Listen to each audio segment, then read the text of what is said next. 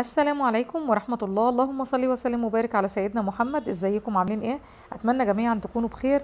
النهارده باذن الله هنعمل مع بعض نوع من انواع الحلويات الشرقية اللذيذة جدا، اللي انا عن نفسي بفضلها جدا، ويمكن من اكتر الحاجات اللي بحبها في الحلويات الشرقية، ما بيختلفش عليها اتنين، وهي الهريسة الدمياطي. ودي من اكتر الحاجات اللي اتشهروا بيها طبعا الضمايطة. طعمها تحفة جدا، ليها صنعة مخصوصة هنعملها مع بعض النهاردة زي ما اتعلمتها بالظبط من شيف دمياطي، وان شاء الله تعجبكم الطريقه بتاعتي. ما تنسوش تعملوا لي لايك وتعملوا كمان شير لاصحابكم اللي بيحبوا الهريسه. فان شاء الله هنتعلم مع بعض النهارده طريقتهم ازاي في دمياط. هتلاقيها طبعا معاكي متماسكه، وفي نفس الوقت هتلاقيها طريه من جوه، لكن من بره هي بتتميز ان هي بتكون شويه مقرمشه غير البسبوسه. البسبوسه بما انها بتاخد سوائل اكتر فبتكون طريه اكتر، لكن دي بتحسي فيها كده بترميله. انا بحبها جدا جدا. يلا بينا نشوف هنعملها ازاي. اول حاجه هنعملها هو شربات الهريسه، وهو بيكون تقيل وبارد، عشان كده انا بدات بيه. فهنستخدم 500 جرام من السكر، 250 جرام من الميه، 150 جرام من عسل الجلوكوز، وذره ملح ليمون. بننزل بالميه في الاول كده على السكر ونقلب كويس جدا، وبعد كده بنرفعه على النار. طبعا تراعي ان يعني ما تبطليش تقليب فيه، لازم تفضلي تقلبي لغايه ما السكر يدوب كويس جدا. بعد كده نزلت بربع معلقه من الفانيليا السايله، وممكن تستخدمي كمان البودر. وبعد كده لما بيغلي معاكي بتنزلي بقى بعسل الجلوكوز بالشكل ده كده.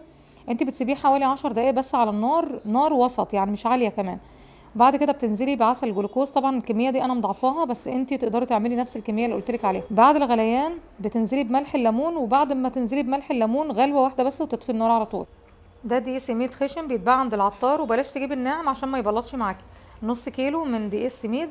هنستخدم معاه 70 جرام من جوز الهند الخشن او اللي بيسموه الرزة.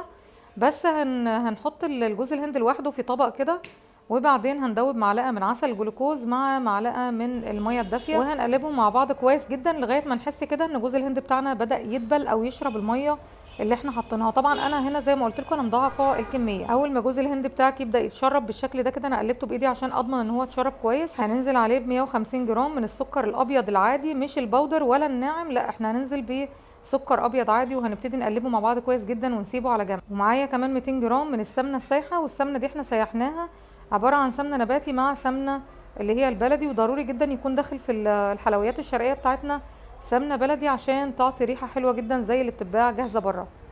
هنقلبهم مع بعض كويس جدا كده لغايه ما كل السميد بتاعنا يتشرب من السمنه. والدقيق ده يا جماعه ما تجيبوش الاكياس الجاهزه، لا هاتوه من عند العطار السايب. بعد كده هننزل عليه بجوز الهند بتاعنا اللي احنا كنا مشربينه بالميه وعسل الجلوكوز، وهنبتدي نقلب كويس فيه كله مع بعضه لغايه ما تلاقيه كده بقى عامل زي الرمله بالظبط المبلوله. بصي شكله عامل ازاي، لما تربطيه كده بايدك بتلاقيه بيتربط بسهوله. وده معناه ان كل دقيق السميد بتاعنا شرب السمنه كويس جدا وبقى جاهز عشان يتفرد في الصينيه.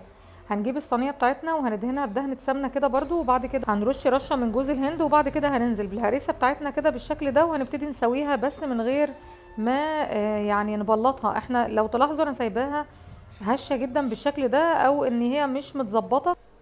بعد كده هنجيب بندق ومش متحمص. البندق ده بيكون بندق مجروش، وطبعا ده من الحاجات الجميله جدا جدا في الهريسه، وانا بعتبرها اساسيه بصراحه. من غيره ما بحسش ان هي هريسه اصلا.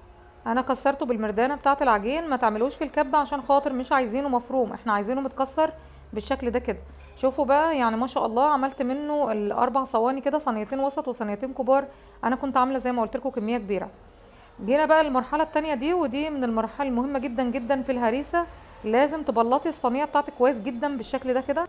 انا في البدايه استخدمت اللي هي المعلقه الكبيره، وبعد كده استخدمت معلقه صغيره.